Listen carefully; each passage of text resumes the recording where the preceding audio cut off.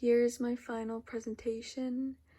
I'm not filming myself talking like I said I was going to because I'm wearing hair rollers and I look kind of crazy and I didn't really think that through.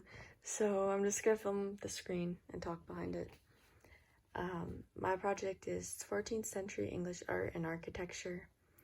I found it quite difficult to find things to write about.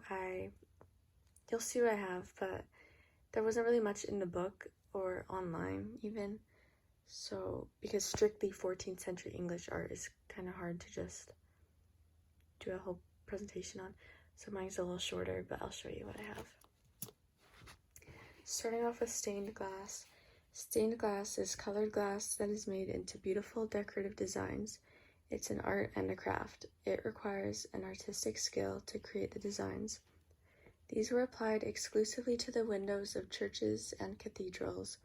The 14th century had a big change in the style and technique of stained glass. They reduced the number of pieces of glass in a single window, so it made it a mosaic experience. This was made with a technique called silver stain, which added a very thin coat of glass mixed with silver compounds, which was baked onto the outside of the window. Depending on the formula used, this made a light yellow, orange, or green, which could be very bright or it could be scratched to produce more subtle tones and shading. They started using better quality sand and other ingredients and improved techniques of heating and forming the glass. It was thinner, clearer, and more consistent in color. It lost most of the smoky and streaked appearance that it had before. Nottingham alabaster. Nottingham alabaster is a term for the English sculpture industry. They were usually small religious carvings.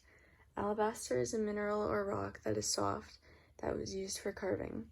Alabaster carvers worked in Nottingham, which was north of London. That is why it is referred to as Nottingham alabaster.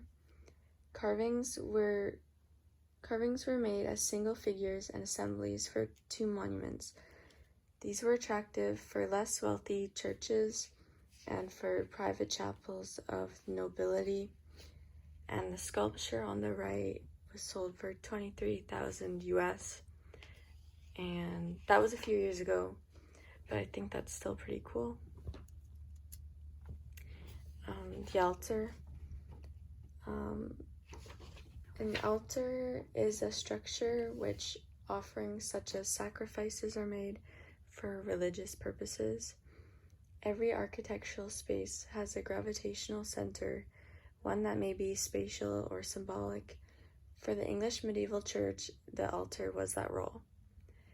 The altar came to symbolize the tomb of Christ. You were expected to look at it and not use your other senses, like other countries. They would touch it. An altarpiece. An altarpiece is an artwork such as paintings, sculptures, or relief representing a religious subject made for placing behind the altar of a Christian church. Relief is a sculptural technique where the sculpted elements remain attached to a solid background of the same material. Panel paintings. A panel painting is a painting made on a flat panel of wood, usually a number of pieces of wood joined together. Since canvases became popular in the 16th century, this is what they used for support in the 14th century.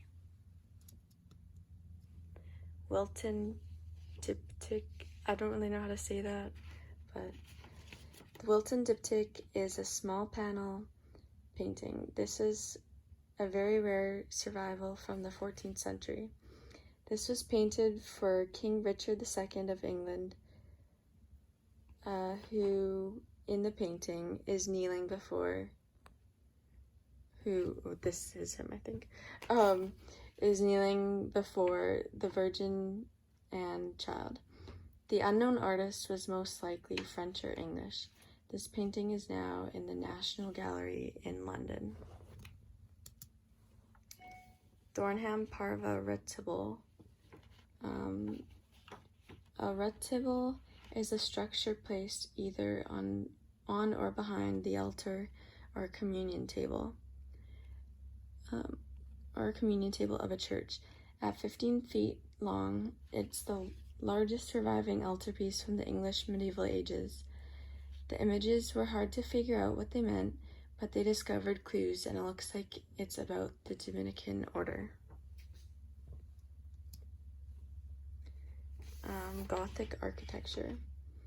English Gothic is an architectural style that was used from late 12th until mid-17th century. This style was used in the construction of cathedrals and churches. Gothic architecture's defining features are pointed arches, ribbed vaults, buttresses, and extensive use of stained glass.